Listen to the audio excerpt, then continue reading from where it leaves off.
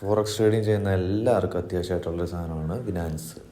കാരണം നമുക്ക് fund directly നമ്മുടെ അക്കൗണ്ടിലോട്ട് അല്ലെങ്കിൽ ബാങ്ക് അക്കൗണ്ടിലോട്ട് വിഡ്രോ ചെയ്യാൻ പറ്റാത്തതുകൊണ്ട് നമ്മൾ XNSC നിന്നായാലും ഇപ്പോൾ ഫണ്ടഡ് അക്കൗണ്ട് ആയാലും എന്തായാലും നമ്മൾ USDT ആക്കിയിട്ട് ബിനാൻസിലോട്ട് ട്രാൻസ്ഫർ ചെയ്യാണ് പതിവ്. അപ്പോൾ നമുക്ക് ഇന്നത്തെ വീഡിയോയിൽ ജസ്റ്റ് ബിനാൻസ് എങ്ങനെ സൈനപ്പ് ചെയ്യുന്നത്, അതിനകത്ത് ഐഡൻറ്റിറ്റി വെരിഫിക്കേഷൻ ചെയ്യണം എന്നാണ് ജസ്റ്റ് ഒന്ന് നോക്കാം. ഓക്കെ, നമ്മൾ ബിനാൻസ് ആപ്പ് ഓപ്പൺ ചെയ്തിട്ട് ജസ്റ്റ് സൈനപ്പ് എന്ന് പറഞ്ഞൊരു ഓപ്ഷൻ വെൽക്കം ടു ബിനാൻസ് എന്ന് കാണിക്കും. അതിന് കണ്ടിന്യൂ വിത്ത് ഗൂഗിൾ കൊടുക്കും. കാരണം അതാണ് എളുപ്പം. കാരണം അല്ലെങ്കിൽ ഇമെയിൽ ID കൊടുത്തിട്ട് ഫോൺ നമ്പർ കൊടുത്ത് OTP വരാൻ അങ്ങനെ ചെറിയ ഇപ്പം ഫസ്റ്റ് OTP റെഡി ആയില്ല, രണ്ടാമത്തെ OTP വരുമ്പം ടു മെനി അറ്റംപ്സ് അങ്ങനെ കുറേ ഇഷ്യൂസ് കാണിക്കും. അതേസമയം നമ്മൾ ഇമെയിൽ വെച്ച് തന്നെ സൈൻ ഇൻ ചെയ്യുക. നമ്മുടെ ഏതാ ഇമെയിൽ ID അത് സെലക്ട് ചെയ്ത് കൊടുക്കുക. സൈൻ ചെയ്ത് കഴിയുമ്പോൾ ഇങ്ങനെ ഒരു ഇൻ്റർഫേസ് ആയിരിക്കും വരുന്നത്. അപ്പം വെരിഫൈ ഐഡൻറ്റിറ്റി ക്ലിക്ക് ചെയ്തിട്ട്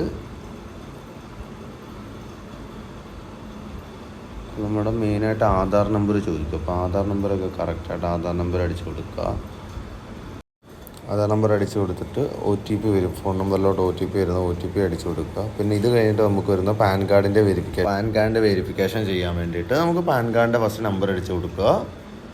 എന്നിട്ട് കണ്ടിന്യൂ ക്ലിക്ക് ചെയ്തിട്ട് വരുമ്പോൾ നിങ്ങളുടെ ഇപ്പം എംപ്ലോയ്മെൻറ്റ് സ്റ്റാറ്റസ് സ്റ്റുഡൻ്റ് ആണോ, മന്ത്ലി ആനുവൽ ഇൻകം എത്ര ഉണ്ട്, ആ ഡീറ്റെയിൽസ് ഒക്കെ കൊടുക്കാൻ പറ്റും. തൽക്കാലം അവിടെ സ്റ്റുഡൻ്റ് എന്ന് കൊടുക്കുക. എന്നിട്ട് ആനുവൽ ഇൻകം ഒരു ഫസ്റ്റ് കാണുന്ന ഒരു ഏതെങ്കിലും ഒരു എണ്ണം കൊടുത്താൽ മതി. അപ്പോൾ അതിനകത്ത് വലിയ ഇമ്പോർട്ടൻസോ കാര്യങ്ങളോ ഒന്നുമില്ല, ജസ്റ്റ് ഫില്ല് ചെയ്തങ്ങ് വിട്ടാൽ മതി. അപ്പോൾ അത് കഴിയുമ്പം യുവർ റിക്വസ്റ്റ് അണ്ടർ റിവ്യൂ. അപ്പോൾ അത് കഴിഞ്ഞിട്ടൊരു 10-15 മിനിറ്റുള്ളൂ മാക്സിമം. ആ സ്പോട്ടിൽ തന്നെ ശരിയാവും ചില സമയത്തൊക്കെ. അപ്പം ഇതുകൂടെ കഴിഞ്ഞ് കഴിഞ്ഞാൽ ഞങ്ങൾ റിവ്യൂ ആയി ഒരു 10 മിനിറ്റ് വെയിറ്റ് ചെയ്ത് കഴിഞ്ഞാൽ അക്കൗണ്ട് കിട്ടും. അത് കഴിഞ്ഞ് P2P എങ്ങനെ ചെയ്യുന്നത് നമുക്ക് അടുത്ത വീഡിയോയിൽ നോക്കാം.